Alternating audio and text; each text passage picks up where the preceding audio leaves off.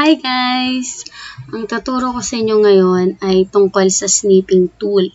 Napaka-useful nito lalo na sa mga teachers gaya natin.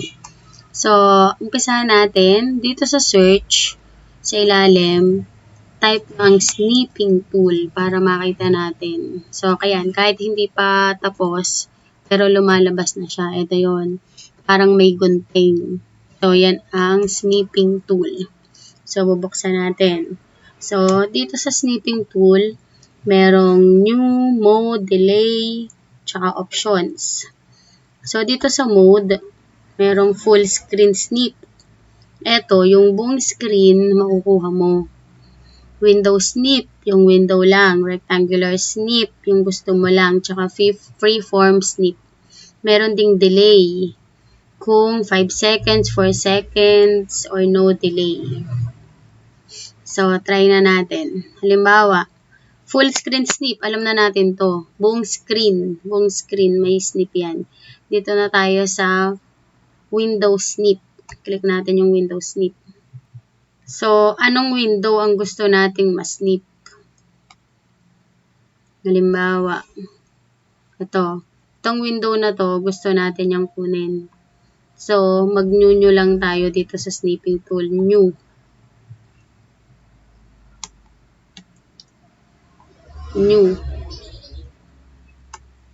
So, etong screen na to, etong yan, lahat yan nakuha. So, yan ang window snip. Yan. Window snip na tinatawag. Nasa snipping tool na tayo ha. Nakuha na natin yung window na yon. Pwede natin siyang i-save. Or bago i-save, kung gusto nyo, i-highlight nyo siya kung anong mga gusto nyo i-highlight. Or lagyan nyo ng sula, ng kung anong gusto nyong bilugan or something. Pwede rin pumili ng kulay na gusto. So, yan. And then, bago nyo i-save, save nyo muna, save. Sa desktop na natin i-save. So, ang default password niya is capture. So, ito ay, try natin, capture window snip sample. Save. Yan na yung unang snip natin.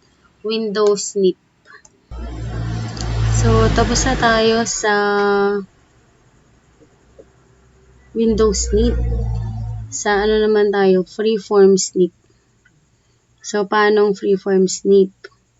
Halimbawa, dito tayo sa channel ko gustong mag-snip. So, new. Halimbawa, ang gusto ko lang kunin ay ito lang word na ma'am. Idadrag nyo lang yung gunting na to. So, iikot nyo lang kung alin lang ang gusto nyong kunin. So, yan. So, yun. Ito yung freeform snip. Kung saan nyo lang iniikot yung or dinarag yung inyong mouse, yun lang talaga mismo ang makukuha. And then, ganun pa rin. Pwede mo rin siyang sulatan, pwede mo rin siyang i-highlight. And then, save mo na. So, natin, freeform. Save natin. Freeform snip. Tapos, kung gusto mo siyang copyhin, i-paste mo kung saan. So, yun ang freeform snip. So, next is rectangular snip. Rectangular snip naman, pa-rectangle ang makukuha mo. So, try natin mag-new.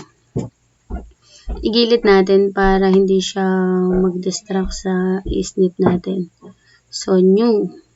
Halimbawa, ang gusto kong kunin ay etong 312 subscribers. Wow! Dadrag nyo lang yung mouse nyo. Click and drag. So, yan. Thank you sa 312 subscribers ko. Yay! Yahoo! So, kung gusto nyo i-highlight yung 312, ganun. Yan ang freeform snip. So, gusto nyo, i-save nyo din. 312. So, dahil nagiging picture yung ating ini-snip. So, save.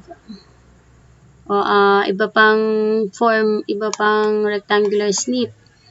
Halimbawa, sa lesson natin, kailangan ko ng picture ng makina. Ito, kailangan kong i-discuss ang parts ng makina or activity tungkol sa makina. So, hindi ko na para mag-download ako ng bagong picture or snip ko na lang to. So, medyo lakihan natin ng konti para yung pag-snip natin, malaki din yung file o yung picture. Wala pa. So, yan. So, snip and then new. Dahil naka-rectangular na tayo kaya pwede natin inyo na lang. New. So, pwede natin itong igilid para hindi siya makadistract sa ating snip. So, ito na. Yan na yung picture ng makina. So, pwede nating copy, Control C. Pwede nating i-paste sa PowerPoint, Control V. So, ito na ang ating makina. No? Kung gusto nating mag-discuss tungkol sa makina. Halimbawa pa, another example ng freeform snip. Ang freeform snip, ito talaga yung lagi kong nagagamit. Halimbawa, itong activity na to, maganda to, itong puzzle na to.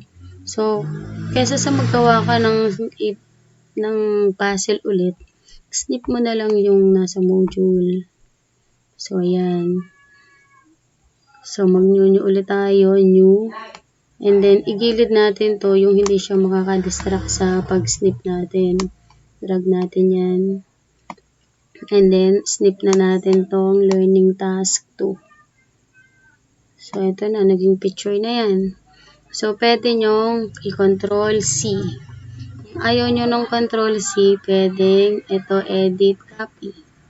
And then, magbukas tayo ng Word. So, nakabukas na tayo ng Word. Pwede natin paste, right-click, paste. Or control V, alinman. So, ito na. Ito na yung snip natin na activity or learning task.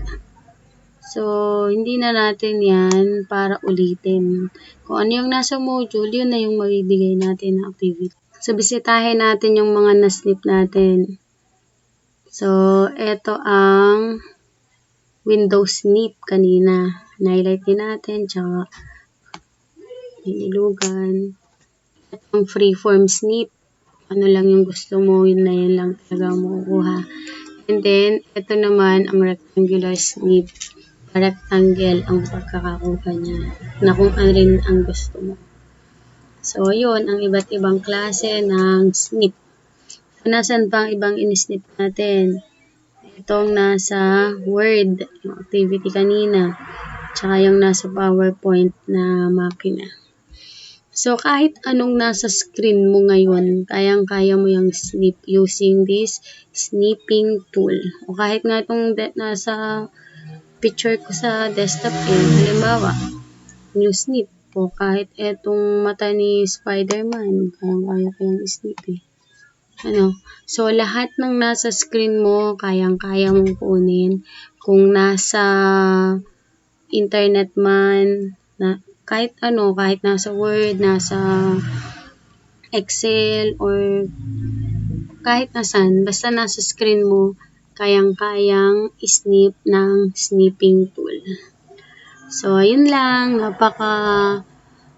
Talaga ng snipping tool. Napaka-useful. Lalong-lalo na sa mga teachers. So, bye! Sana marami kayong natutunan. Love you!